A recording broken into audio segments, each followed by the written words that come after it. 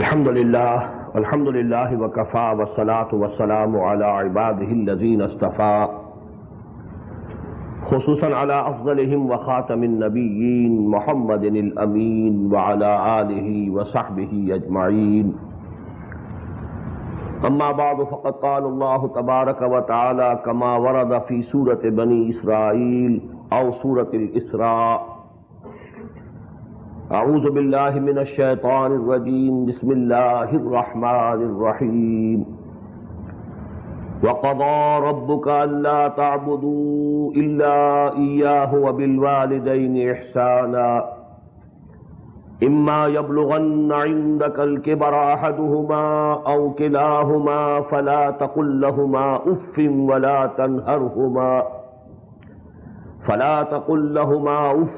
وَلَا تَنْهَرْهُمَا وَقُل لَّهُمَا قَوْلًا كَرِيمًا واخفض لهما جناح الذل من الرحمة وقل رب ارحمهما كما ربياني صغيرا ربكم أعلم بما في نفوسكم إن تكونوا صالحين فإنه كان للأوابين غفورا وآت ذا القربى حقه والمسكين وابن السبيل ولا تبذر تبذيرا ان المبذرین کانوا اخوان الشیاطین وکان الشیطان لربہ کفورا واما تعرضن عنهم ابتغاء رحمة من ربک ترجوها فقل لهم قولا میسورا ولا تجعل يدك مغلولة إلى عنقك ولا تبسطها كل البسط فتقعد ملوما محسورا ان ربک یبسط الرزق لمن یشاء ویقدر انہ کان بعبادہ خبیرا بصیرا صدق اللہ العظیم رب اشرح لی صدری ویسر لی امری واحلل عقدۃ من لسانی یفقہوا قولی اللہم ربنا الہمنا رشدنا واعذنا من شرور انفسنا اللهم ارنا الحق حقا وارزقنا اتباعه وارنا الباطل باطلا وارزقنا اجتنابه اللهم وفقنا لما تحب وترضى آمین یا رب العالمین. Dear brothers and sisters and sons and daughters in Islam, Assalamu alaikum wa rahmatullahi wa barakatuh. The fourth lesson of the third part of our selected course of study of the Quran consists of 18 ayat of Surah Bani Israel or Surah Isra. This surah al-Mubarakah is named by two names. Commonly known in the non-Arab countries is the name Surah Bani Israel, and generally in the Arab world they call it Surah al-Isra. Both names are okay. These are two sections. Section number 3 and 4 of this surah, and ayat, as I told you, are 18. Actually, in this lesson, now we are proceeding from the family to society. As I told you, family actually is the unit, basic unit of society. What is society? What is muashara, which we call? Muashara, as you know, this word, it appeared in the ayah which I referred to in the previous lesson. Ashiruhunna bil ma'roof. Live with your wives in a decent way. Ashiruhunna bil ma'roof. Then about the relatives, the word ashira has been used in the Quran many times. In Surah Taha we have the ayah in Surah Ash-Shu'ara, ayah number 14, addressing Muhammad sallallahu alayhi wa sallam, Allah said, وَأَنزِرْ عَشِيرَتَكَ الْأَقْرَبِينَ. O Muhammad sallallahu alayhi wa sallam, warn, first of all, your close relatives. Actually this da'wah, the da'wah Islamiyya, the Islamic call, it has a definite pattern. It starts from your own nafs, then to your family, then extends to your relatives, close relatives, then to your nation, your country, and then to the humanity at large. That's why the Prophet ﷺ used to say in his sermons, Usikum wa nafsi bi taqwallah. I advise my own nafs also and you to have taqwa of Allah subhanahu wa ta'ala. First of all, the addressee should be our own nafs, our own personalities. Then as we had in the ayah in Surah Al-Tahrim, Ya ayyuhalladhina amanu qu anfusakum wa ahlikum nara. Now from anfusakum, ahlikum, your own family, your wives, your children, they should be first of all, to them you convey the message of Allah subhanahu wa ta'ala first of all. Then your parents, your family. وَأَنذِرْ عَشِيرَتَكَ الْأَقْرَبِينَ. Then the third level, third circle, warn your close relatives. Then it will proceed to the whole country, the whole nation, and then to the whole of humanity. Because the call of the Prophet Muhammad sallallahu alaihi wasallam, the Quran starts with the verse, Ya ayyuhan nas. When previously we find that all the messengers of Allah, they addressed their nations. Ya qawmi. Hazrat Nuh alayhi salatu wasalam, he addressed his nation. Ya qawmi. O my people, O my nation. Hazrat Hud alayhi salatu wasalam, Ya qawmi.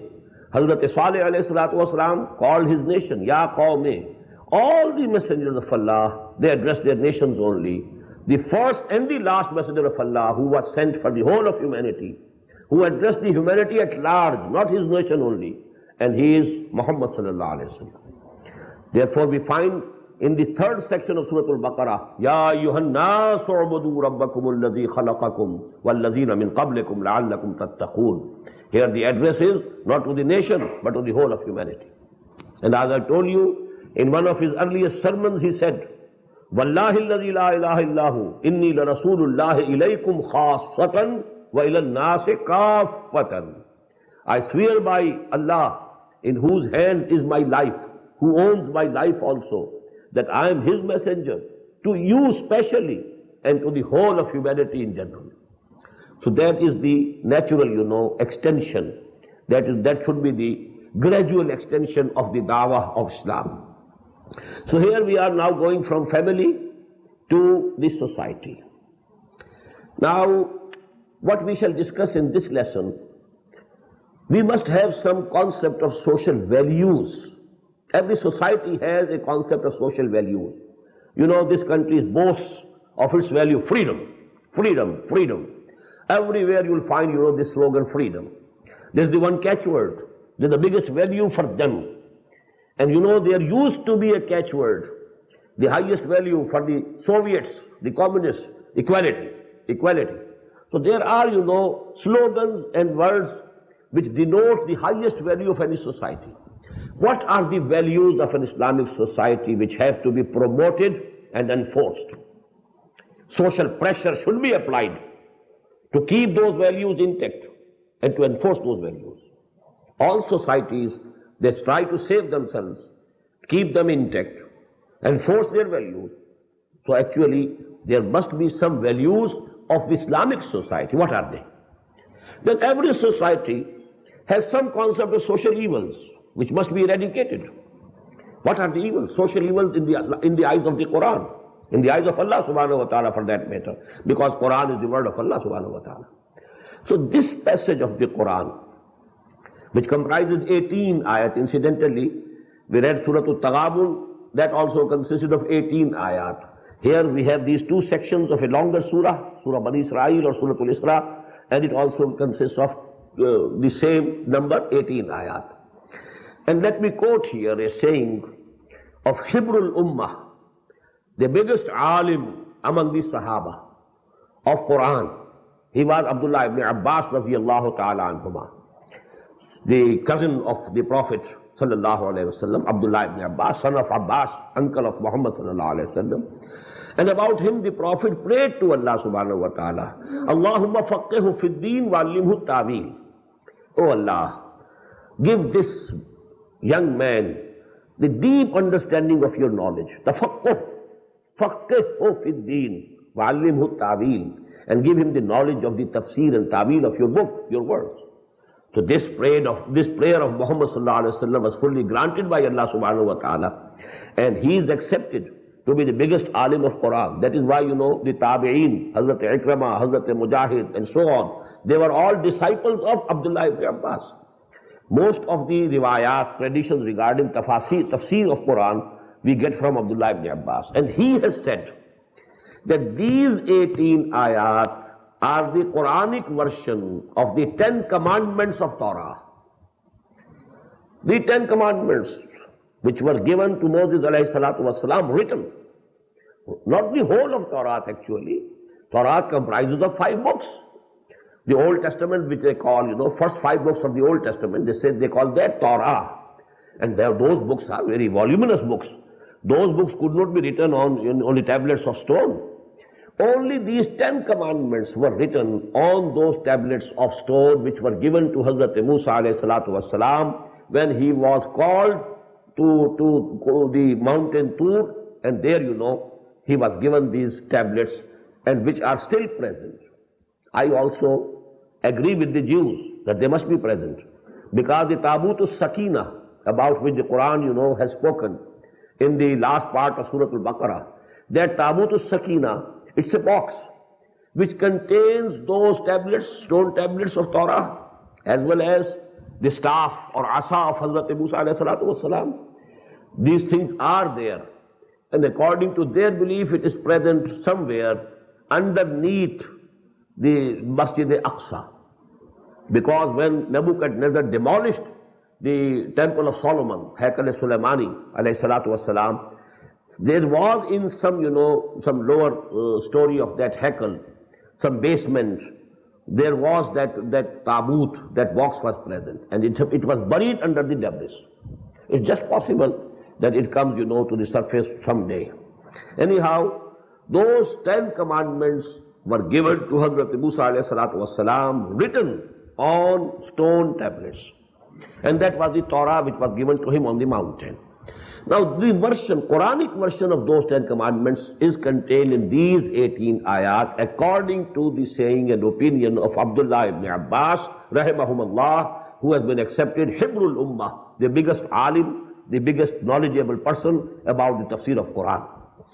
Now actually these 10 commandments, they contain all the basic do's and don'ts of the Sharia. What are the basic principles of the Sharia? The blueprint of the Sharia.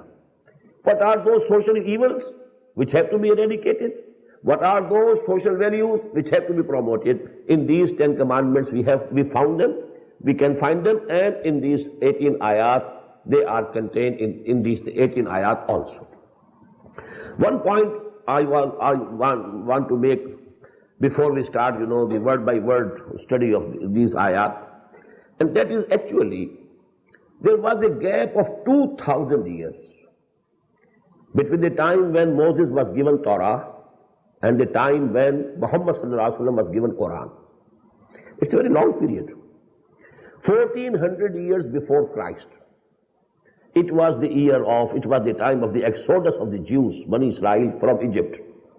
They all came out from Egypt into the Sinai Peninsula. Now these things are well known to everybody, because this Israel and the conflict with the Arab countries, and every now and then you find the map of that area, that region in the newspaper, so everybody knows. From Egypt, the Exodus.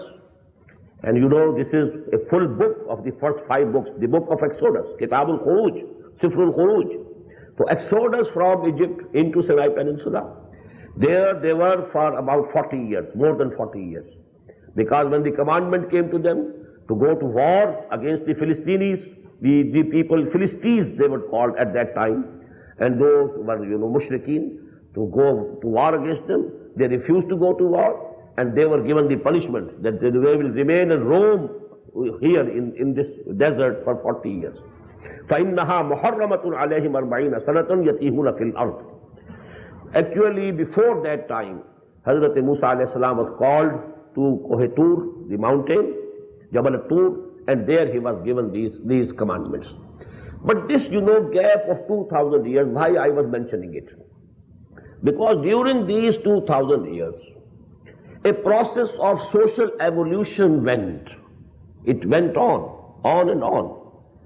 Till that time when Moses was given Torah, the human society actually, it had not gone to the level of social evolution that a concept of state could be there. No state. Actually only society. Not government and state and all these things, the detailed laws and punishments and those things, you know. The society was at a very lower level of social evolution. So actually in Quran, because it was revealed 2000 years after Torah, it is actually the complete code of life. Here you have the total guidance regarding the state.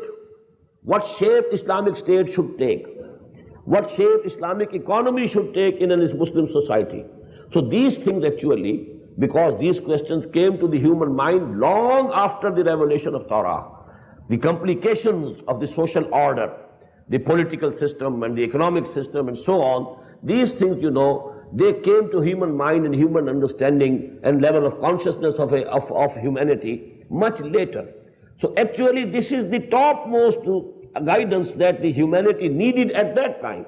When Hazrat Musa alayhi salatu wasalam was given Torah, this is the final guidance for that time. That is why Quran says about Torah, وَجَعَلْنَاهُ هُدًى لِبَنِي إِسْرَائِيلِ, not هُدًى لِلنَّاسِ. وَآتَيْنَا مُوسَى الْكِتَابَ وَجَعَلْنَاهُ هُدًى لِبَنِي إِسْرَائِيلِ, and we gave our book to Moses and we declared it to be a guidance for Bani Israel, not for the whole of humanity. Or it was for a limited time to come. But actually in Quran, الْيَوْمَ أَكْمَلْتُ لَكُمْ دِينَكُمْ وَأَتْمَمْتُ عَلَيْكُمْ نِعْمَتِي وَرَضِيتُ لَكُمُ الْإِسْلَامَ دِينًا. The total guidance.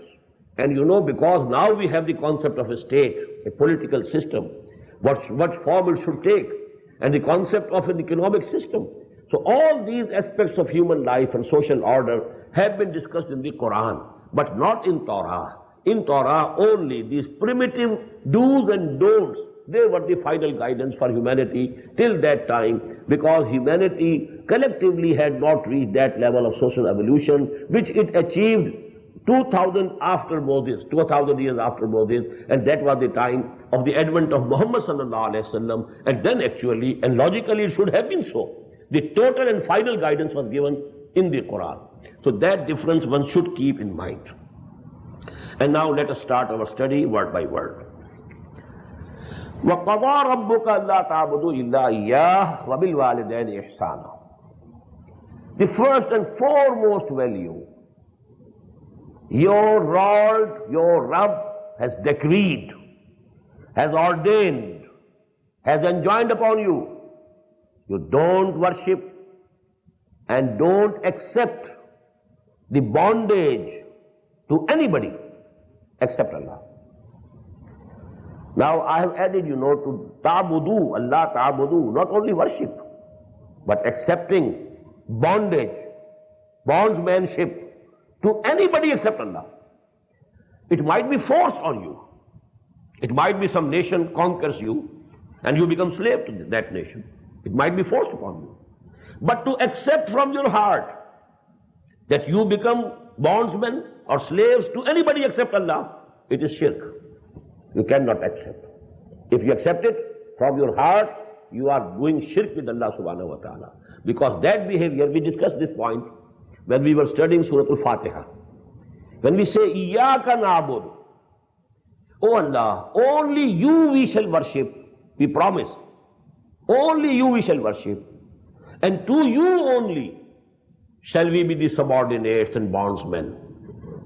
Actually, ibadah, I discussed at that time, that mostly the translators, because they are in the habit of finding one word for one word. So use one word, worship. Worship, you know, has a very limited and narrow connotation. Ibadah is a very broad term, and it has a very broad connotation. Abd means slave. Who is Abd? Slave. Ibadah, slavery. If you are slave to somebody, you are his Abd.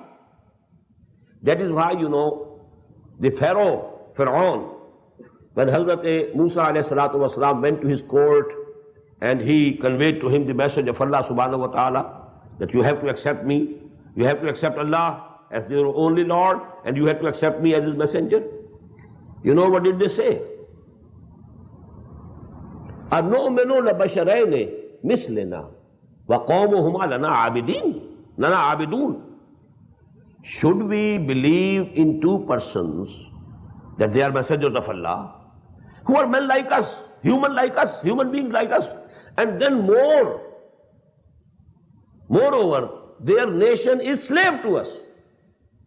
Two persons from a nation which is slave to us, coming up, standing before us, and demanding that we should obey them, because if you accept someone as messenger of Allah, you have to obey them. وَمَا أَرْسَلْنَا مِن رَسُولٍ إِلَّا لِيُطَاعَ بِإِذْنِ اللَّهِ. We didn't send any messenger except that he should be obeyed according to the command of Allah subhanahu wa ta'ala. He is to be obeyed. That is why you find, in Surah Ash-Shu'ara, every messenger of Allah, demanded two things from his nation or from his people. أَنِ اعْبُدُوا اللَّهَ وَأَطِيعُونَ. Worship only Allah. Be bondsman only to Allah. And obey me. I am his representative. I will tell you what Allah demands from you. His wahi is coming to me. His message, his laws are coming to me, not to you. So you have to obey me. أَنِ اعْبُدُوا اللَّهَ وَأَطِيعُونَ. Worship Allah, accept Him as your Lord, and you have to obey me, because I am His messenger. So actually ibadah means, as I told you at that time when we were discussing Surah Al-Fatiha, in the words of Hafiz Ibn Qayyim rahimahullah, al-ibadatu tajma'u aslain, ghayat al-hubb ma'a ghayat al-zull wal-khuzu'. Two elements combine together to make ibadah. Extreme love for someone and extreme humiliation before him, total obedience to him. Two things are required for the ibadah of Allah, and you cannot associate anybody along with Allah in this ibadah. What does it mean? I want to explain it a bit here, that at least 5 points should remain in your mind when you say, La ta'budu illa iyyah. Don't perform ibadah. I am keeping this word as such. Don't perform ibadah for anybody except Allah. What does it mean? Number 1, don't obey anybody if his obedience entails disobedience to Allah. You can obey your parents, you can obey your leaders if they are Muslim, you can obey your teachers, you can obey your elders, you can obey anybody, but within the limits of the obedience of Allah subhanahu wa ta'ala. You can't transgress the limits of His obedience. This principle has been initiated by the Prophet in a beautiful way. La ta'ata li makhluqin fi ma'siyatil khaliq. There can be no obedience to anybody who is creator, who has been created by Allah subhanahu wa ta'ala. He might be anybody. He might be your father, the husband for the wife, parents for the children, teachers for the students, so on. And people, leaders for the common people. You can obey them, but you can't obey them in any matter which entails disobedience to Allah subhanahu wa ta'ala. The obedience of Allah subhanahu wa ta'ala remains supreme, and all obediences come under it. It is Tawheed. And if any obedience equals the obedience of Allah or becomes independent of the obedience to Allah, it is shirk. For example, your nafs-e ammara, it is commanding something to you. Do this. I want this pleasure. And it is forbidden by Allah subhanahu wa ta'ala. If you put the command of Allah subhanahu wa ta'ala on your back, throw it on your back, and you are obeying your nafs, you are making your nafs your Lord. And this is not from me. Please listen to the word of Allah. أَرَأَيْتَ مَنِ اتَّخَذَ إِلَٰهَهُ هَوَاهُ. Have you seen and thought about a person who has made his khahish, his hawa, his desires of his baser self, his Lord? He is saying La ilaha illallah, but he has made his own nafs his ilah. أَرَأَيْتَ مَنِ اتَّخَذَ إِلَٰهَهُ هَوَاهُ. When he is obeying his nafs in something which is disobedience to Allah, who is your Lord at that time? Your nafs. Number 2 principle of obedience to Allah, of ibadah to Allah. There should be nobody more dear to you than Allah subhanahu wa ta'ala. You can love your parents, love your offspring, love your children, love your wives. Wives can love their husbands. their spouses. Love anybody, love your country, love your nation. You love anything, but the love of everything should remain beneath the love for Allah. This is Tawheed. And if even single love of any single thing or person becomes equal to the love for Allah, or it exceeds the love for Allah, what is it? It is shirk. That is why the Prophet said, Ta'isa abdul dinar wa abdul dirham. Woe to the person who is abd of dinar and abd of dirham. His name is Abdul Rahman, but he is Abdul Dinar, because he loves dinar and wealth and dollar. There you should say dollar. The dollar is more loved by you than the commandment of Allah subhanahu wa ta'ala. Allah says it's haram, you can't take it, and you are taking it. It means you are loving dinar or dollar more than Allah. So he is your Lord. That dinar is your Lord. That is your God. Abdul Dinar. This is the saying of the Prophet. If I say so, you might argue with me. And this is the saying of the Prophet. Ta'isa abdul dinar wa abdul dirham. Halaka abdul dinar wa abdul dirham. Doomed. Whosoever is loving dinar and dirham more than he loves Allah and His law, then actually he is worshipping dinar. You know what do the Hindus do in that part of the world? They worship a goddess of wealth. They call it Lakshmi. Lakshmi is the goddess of wealth. If she is pleased with anybody, then she gives wealth to him. So they worship him for the sake of wealth, not for her sake. They are worshipping Lakshmi, not for her sake, but for the sake of wealth. And we are worshipping directly the wealth. So what's the difference between us and those Hindus? Please note these things. And that is why I quoted that ayah again in the previous session. قُلْ إِنْ كَانَ آبَاؤُكُمْ وَأَبْنَاؤُكُمْ وَإِخْوَانُكُمْ وَأَزْوَاجُكُمْ وَعَشِيرَتُكُمْ وَأَمْوَالٌ اقْتَرَفْتُمُوهَا وَتِجَارَةٌ تَخْشَوْنَ كَسَادَهَا وَمَسَاكِنُ تَرْضَوْنَهَا أَحَبَّ إِلَيْكُم مِّنَ اللَّهِ وَرَسُولِهِ وَجِهَادٍ فِي سَبِيلِهِ فَتَرَبَّصُوا حَتَّىٰ يَأْتِيَ اللَّهُ بِأَمْرِهِ وَاللَّهُ لَا يَهْدِي الْقَوْمَ الْفَاسِقِينَ.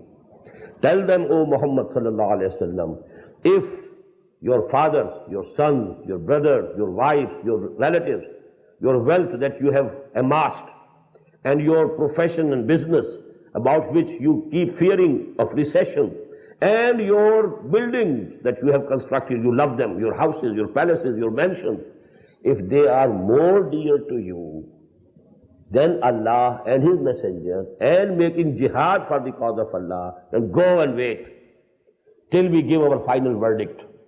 And Allah is not going to guide such fusaq or fujjar. Wallahu la yahdi al-qawm al-fasiqeen. This is the verdict of Quran. I am only conveying you the word of Allah subhanahu wa ta'ala. So what is shirk? If you are obeying somebody or your own self, independent of the obedience of Allah, you are making shirk, committing shirk.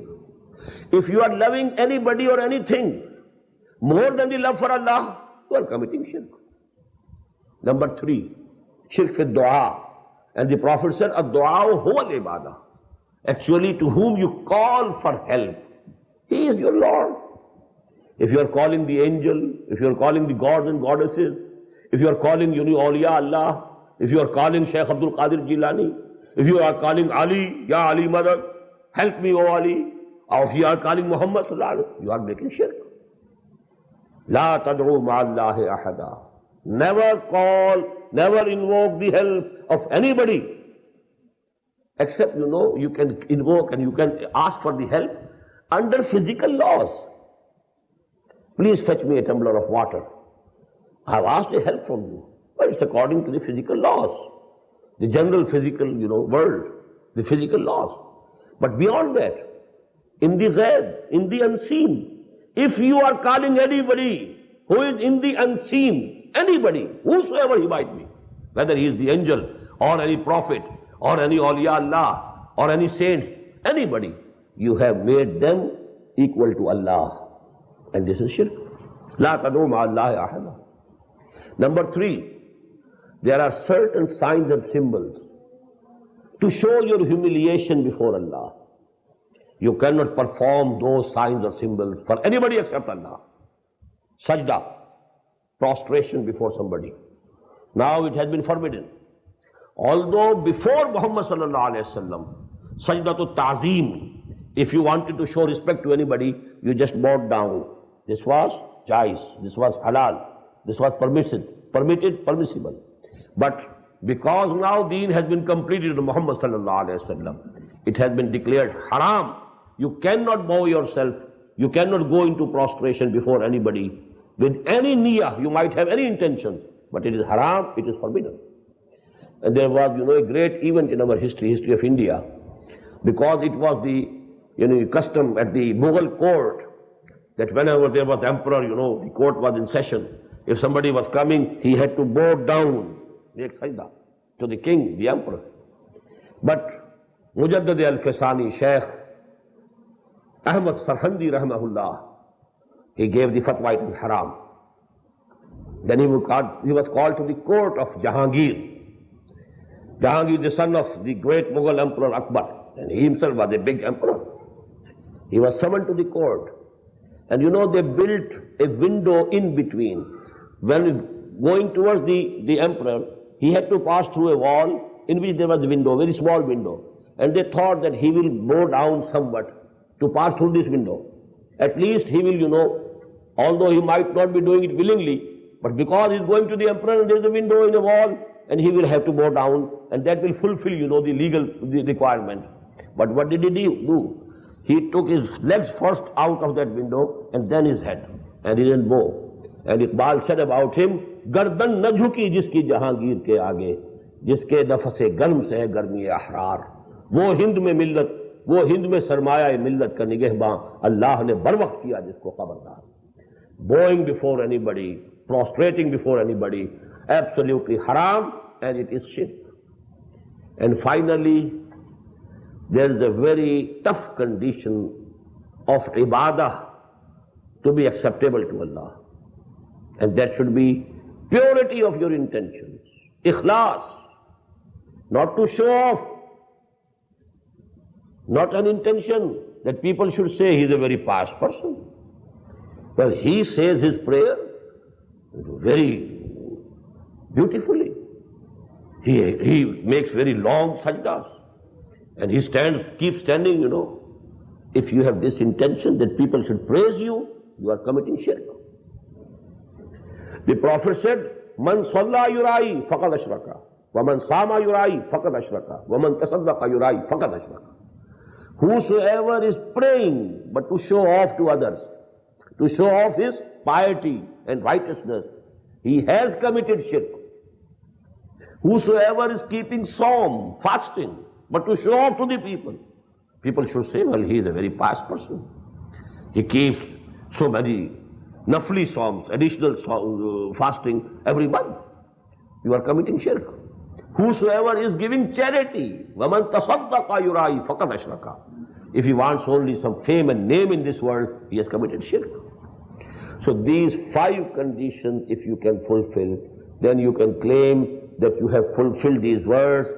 وَقَضَى رَبُّكَ أَلَّا تَعْبُدُوا إِلَّا إِيَّاهُ. No obedience to anybody or anything except under the obedience of Allah, within the limits of the obedience of Allah. No love for anything, anybody, except beneath, under the love of Allah. No dua from unseen except for Allah. No sajda except for Allah. And along with all these 4, sincerity, purity of intention. Innamal a'malu bin niyat. And I have quoted the hadith, Man salla yurai faqad ashraka, wa man sama yurai faqad ashraka, wa man tasaddaqa yurai faqad ashraka, or kama qala sallallahu alayhi wa sallam. The first commandment, وَقَضَى رَبُّكَ أَلَّا تَعْبُدُوا إِلَّا إِيَّاهُ. Your Lord has decreed, ordained, enjoined upon you. You will not worship and you will not accept bondsmanship with anything, anybody except Allah. وَبِالْوَالِدَيْنِ إِحْسَانًا. Second commandment, good attitude, good behavior, service to your parents. This came in our selected course of study in the 3rd lesson of the first part also. Anishkurli wale walidayk. And I quoted there and I told, at least at 5 places in the Quran, immediately after the prohibition of shirk, there is the commandment for good behavior and service to their parents. Because one is indebted first of all to Allah who has created him, and then to his parents, who were the means of his coming into this world, who reared them, who bred them up, who, sacrificed their own rest for your sake, for my sake, who had to tighten their own belts in order to feed you. So actually, one is indebted, number one, first of all, to Allah. He is the creator. He has put that love for you, for the children, in the hearts of the mothers and the fathers. So actually, in the final analysis, He is the creator, He is the benefactor, He is the sustainer, and He is the provider. So first of all, thanks for Him, gratitude for Him. But after Him, number one, from all humanity, this gratitude and this thankfulness and this good behavior for your parents. وَبِالْ وَالِدَيْنِ إِحْسَانًا. Here in this place, this has been stressed, details are being given, just, try to understand. إِمَّا يَبْلُغَنَّ عِنْدَكَ الْكِبَرَ. If أَحَدُهُمَا أَوْ كِلَاهُمَا, if either of them, any one of them, or both of them, reach old age while in your care. Now this becomes a testing, a big test. Because sometimes, they are so old. Now they are just like the infants. You have to feed them. You have to take care of them. Then the infantile habits also return. Their thinking, their mind has again, become limited and limited. كَيْ لَا يَعْلَمَ مِنْ بَعْدِ عِلْمٍ شَيْئًا. Quran says more than one times. When one grows old and old, then all his knowledge, all his wisdom goes. One by one, his understanding goes. كَيْ لَا يَعْلَمَ مِنْ بَعْدِ عِلْمٍ شَيْئًا وَمَنْ نُعَمِّرْهُ نُنَكِّسُ فِي الْخَلْقِ. Whomsoever we give old age, we decrease him in all his, capabilities. وَمَنْ نُعَمِّرْهُ نُنَكِّسُ فِي الْخَلْقِ. So actually, if someone's parents, either both of them or one of them, reaches that old age, which Quran says, أَرْزَلِ الْعُمُرِ, very bad age, when a person becomes totally dependent on others. And actually then, the sons and daughters, they are put to a very hard test. So that condition is discussed here. إِمَّا يَبْلُغَنَّ عِنْدَكَ الْكِبَرَ أَحَدُهُمَا أَوْ كِلَاهُمَا.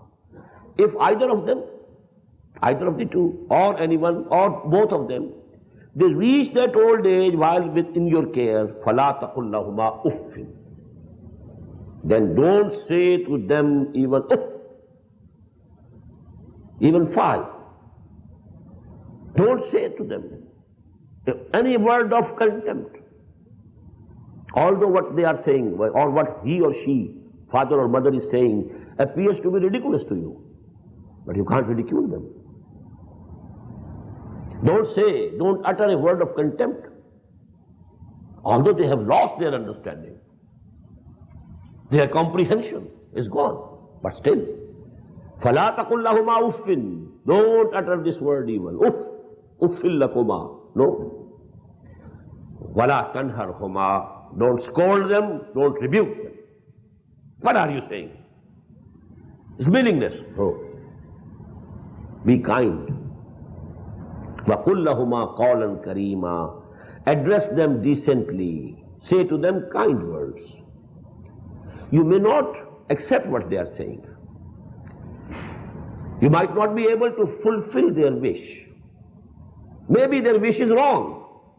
It is against the command of Allah. Even then, don't obey, but behave gently. Say kind words.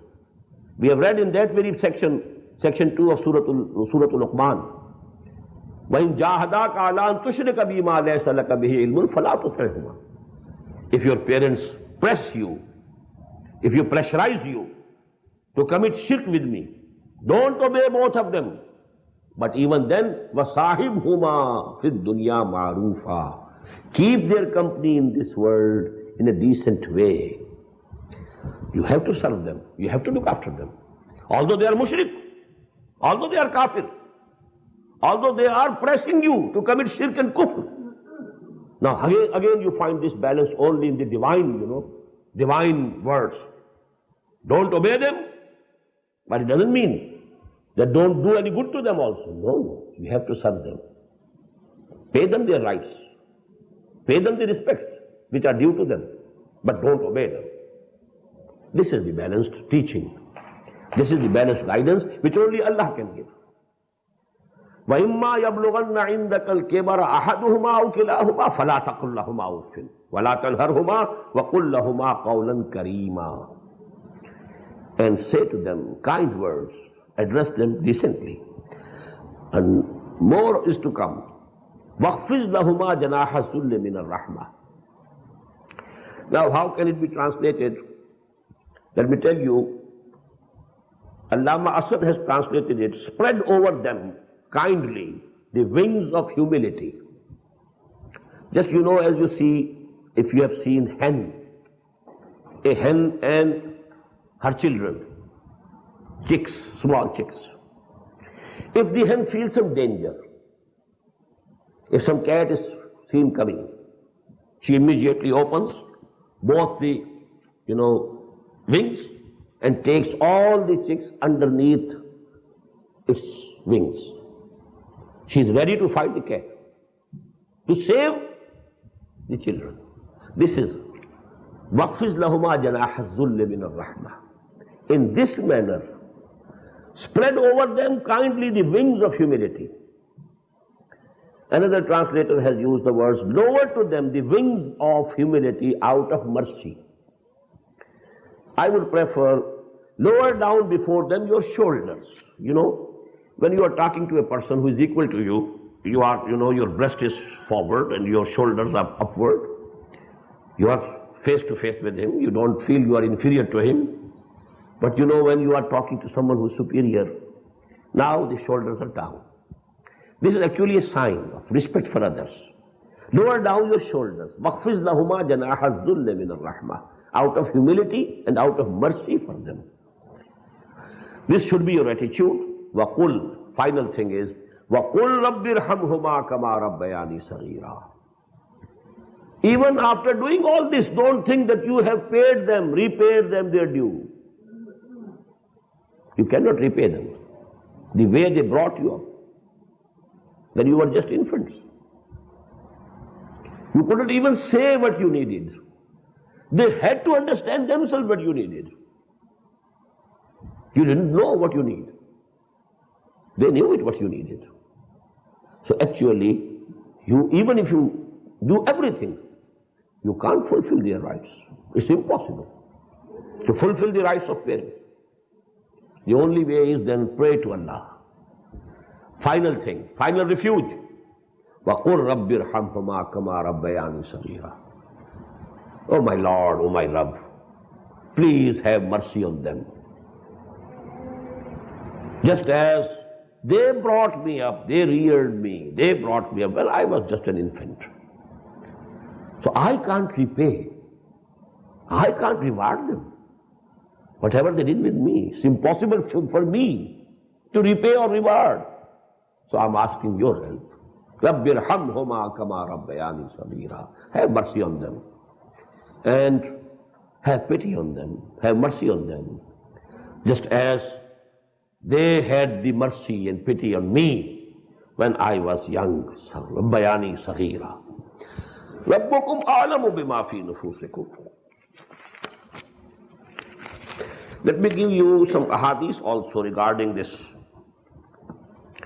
There's a hadith, from Abdullah ibn Mas'ud radiyallahu ta'ala anhu. He says, Sa'altul Nabiya sallallahu alayhi wa sallam. I asked the Messenger of Allah, Ayyul amali ahabbu ilallah. which of the acts and deeds is most liked by Allah, is loved by Allah subhanahu wa ta'ala the most? Qala as-salah ala waqtiha. The first answer was prayer on its time, not delayed. As-salatu ala waqtiha. Qultu summa ayyu. I again asked, after that, which one is then supreme? Qala birrul walidain. He said, good behavior and service to your parents. Qultu summa ayyu. And then I asked, after that, then what is the topmost deed or act? Qala al-jihadu fi sabilillah. Then jihad for the cause of Allah. So just imagine, jihad, the importance, the high place that it occupies in our deen. There can be no iman without jihad. إنما المؤمنون الذين آمنوا بالله ورسوله ثم لم يرتابوا وجاهدوا بأموالهم وأنفسهم في سبيل الله. Inevitable prerequisite of qualifying a mu'min in the eyes of Allah subhanahu wa ta'ala is jihad fi sabilillah. But birrul walidain, have good behavior with the parents, is higher than that. There's another hadith, it is from Abu Huraira, and it is included by both Imam Muslim and Imam Bukhari in their collections of authentic ahadith. The same hadith. He says, I asked the Prophet, Man ahaqqul nasi bi husni sahabati. Who is worthy of my best company, my best behavior in this world? The answer was, your mother. He asked, after her whom? Your mother.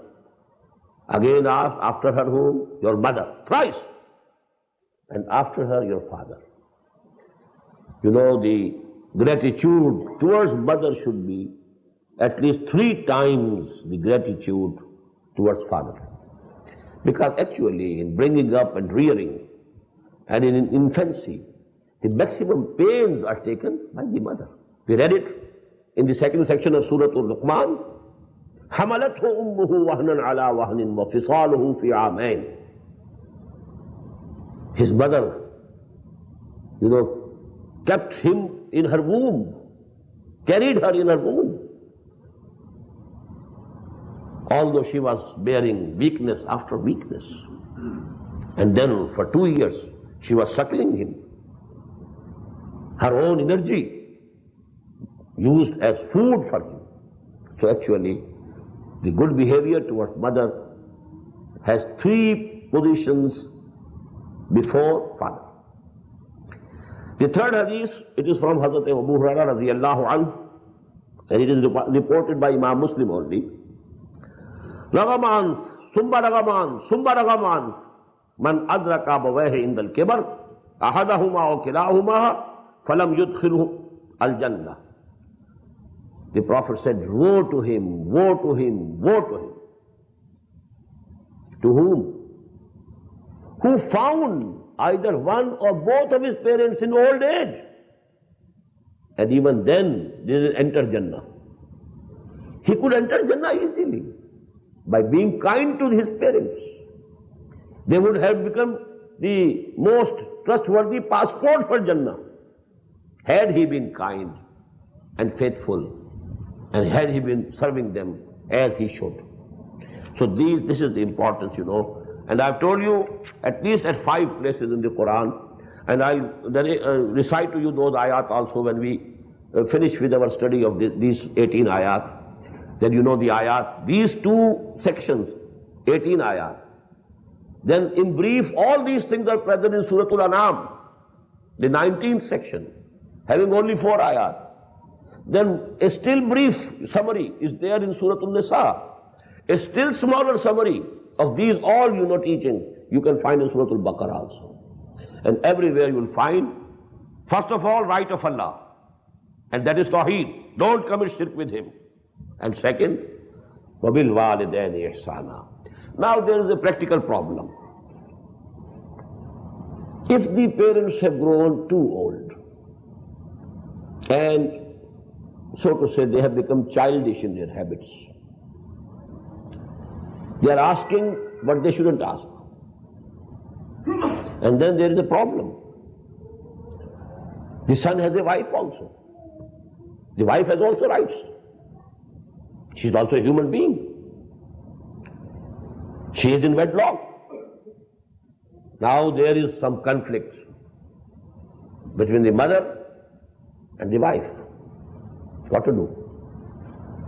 If a person feels that my mother is cruel to my wife, she is not doing justice, what shall you do?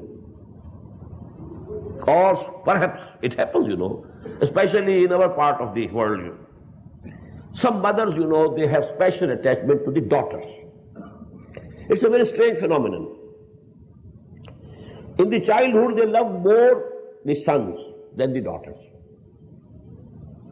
When all the sons and daughters have become adults, then now they love the daughters more than the sons. Why? Because to sons, another focus of love has come, and that is the wife and the children. And they are with the parents, because our parents live with us. If there is separate living, it's a different affair. But because in our Eastern society, there's generally, joint family system, parents are living, there are sons have wives and children. Daughters have gone. Daughters have been married to other people. They have gone away. And they are here, the sons are there before them, and their wives and their children. And their love, love of their sons is divided between the love to their own families and the love to their parents. And this becomes a very big social problem. A very big, social problem and dilemma. What to do? You have to be just to all. You can't be cruel to anybody. You have to do your duty to your parents also, but you have to fulfill the rights of your wives also. وَإِنَّ لِزَوْجِكَ عَلَيْكَ حَقًّا. The Prophet said to Abdullah ibn Umar radiyallahu ta'ala, Abdullah ibn Amr ibn al-As radiyallahu ta'ala anhuma, إِنَّ لِنَفْسِكَ عَلَيْكَ حَقًّا وَإِنَّ لِزَوْجِكَ عَلَيْكَ حَقًّا وَإِنَّ لِزَوْرِكَ عَلَيْكَ حَقًّا. These are the rights you have to fulfill. In such conditions, it can happen that you have to perforce refuse to some of the wishes of your parents. And if there is, in your hearts, now you are feeling guilty, a guilty conscience. My father wanted this, my mother wanted this. Although I know it entails injustice to someone, and that's why I'm not doing it. But I feel guilty. This ayah, I'm very much impressed, and one should be impressed. It's the word of Allah, not of any person. It's not the word of Muhammad sallallahu alaihi wasallam, it's the word of Allah. The balance that you find in Quran, you can never find in any book. رَبُّكُمْ أَعْلَمُ بِمَا فِي نُفُوسِكُمْ. Now imagine such a person in this, dilemma, in this conflict, caught up between this dilemma. What to do? My mother, she wants this, and this entails injustice to my wife. She wants all the time, give everything to your sisters. And this is the common demand of the mothers, I told you. They begin loving their daughters more than the sons. Because, son-in-laws, the husbands of the daughters, they are not present before their eyes. The love between their daughters and their husbands, that is not visible to them. But the love of their sons towards their wives, that is visible, that is before their eyes. So actually the dilemma occurs there. What to do now? Don't feel guilty. Allah says, do justice, keep balanced. رَبُّكُمْ أَعْلَمُ بِمَا فِي نُفُوسِكُمْ. Your Lord knows what is there in your heart. إِن تَكُونُوا صَالِحِينَ. If within your hearts you are correct, you are on the right path, you are pursuing justice, you are not becoming cruel to anybody, if you are not actually, if you don't mean disrespect to your parents, but you have to perforce refuse some of their wishes or demands, So don't feel guilty. رَبُّكُمْ أَعْلَمُ بِمَا فِي نُفُوسِكُمْ إِن تَكُونُوا صَالِحِينَ فَإِنَّهُ كَانَ لِلْأَوَّابِينَ غَفُورًا. If within your hearts and within your intentions, if they are pure, if they are correct, if you don't mean disrespect to your parents, and you are only forced to refuse some of their wishes, then your Lord, He knows it, what is in your hearts. If you are from within your hearts, you are okay, your intentions are good and correct, then your Rabb, your Lord, He is forgiving, Ghafoor, is merciful. He covers these things, He compensates these things. إِنَّهُ كَانَ لِلْأَوَّابِينَ غَفُورًا. Who are these awwabeen? Aba yaubo is very close to taba yatubo. Taba yatubo taubatan. Aba yaubo, when you return. Tauba also means returning to Allah. And Aba yaubo means returning. That is why, when the Prophet ﷺ used to come back from some journey, the supplication, the prayer that he used to say at that time, entering his home, Aibuna taibuna li rabbina hamiduna. We are returning, and we are returning not only to our homes and hearts, but also essentially to Allah. Aibuna taibuna li rabbina hamidun, and praising our Lord that He completed our journey without any harm to us. We have returned to our home safe and sound. So hamd for Allah, and hamd, I told you in Surah Al-Fatiha, it has two parts, gratitude as well as praise. Sana and shukr, two things joined together to make hamd. Aibuna taibuna li rabbina hamidun. We are returning, and we are returning within our hearts to Allah. With our bodies, we are returning to our homes and hearts and our families. With our hearts, we are returning to Allah. And we are thanking with gratitude to Allah subhanahu wa ta'ala. Now from here, we have seen, these very long ayat, 2.5 ayat. They were all devoted towards the treatment a mu'min should have towards their parents. Now number 3. وَآتِ ذَا الْقُرْبَى حَقَّهُ وَالْمِسْكِينَ وَابْنَ السَّبِيلِ. I told you, from the family now, this society extends to your relatives. From relatives to the tribes, tribes to the nation. From nation, it can go to the humanity at large. Those things, that will be discussed in the next surah, Surah Al-Hujurat. That is our lesson number 5 of this part 3 of this selected course of study. Surah Al-Hujurat is the most profound surah of the Quran regarding the structure of Islamic State and how to strengthen this Muslim Ummah. How to keep the Muslim society intact, integrated and strengthened. That is the subject of Surah Al-Hujurat, which we shall study immediately after these 2 rukus or 18 ayat of Surah Bani Israel. Now it is extended to your society, from your home. And before I go to this, let me mention one point, and because the time is nearly ending, here I want to make one point. I talked about the strengthening of the institution of family. Now what is a family? Just analyze. The beginning, the foundation of family is laid down by marriage between a man and a woman. A man and a woman becoming wife and husband. This is the beginning of a family. One dimension, wife and husband. Now Allah subhanahu wa ta'ala gives them sons and daughters. Second dimension is added. Now they become parents. Both of them, the wife and husband are now parents. And the second dimension is the son or the daughter, that whichsoever Allah Ta'ala has bestowed them with. And when there are numerous sons and daughters, now the brotherhood between the brothers and the sisters. That's the third dimension. And you have the concept of 3-dimensional space. Length and breadth and height or depth. That's the space. We have the concept of 3-dimensional state. Now to keep a family intact and strong, first of all there should be a strong bond of love, affection, mutual trust, mutual regard between the wife and the husband. the stronger it is, the stronger is the family. If it is weakened, and it is weakened in a permissive society, when the attention of husband is also going towards some other women, and maybe the attention of the wife is also going towards some other men, if they are mixed, they are in a mixed society, there are chances. What does it mean? The attention is diverted, the bond between them weakened. And the bond, if between the wives and the husbands is weakened, actually results in the weakening of the institution of family. Second dimension has been discussed here, and that is parents and children.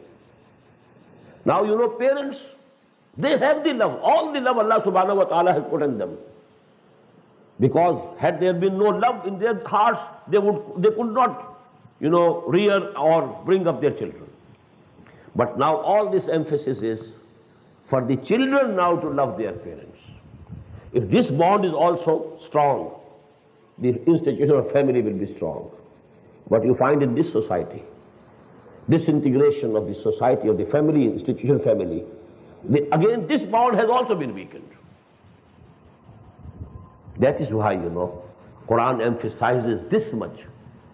The children should have this attitude towards their parents, so that the parents can safely invest themselves wholly.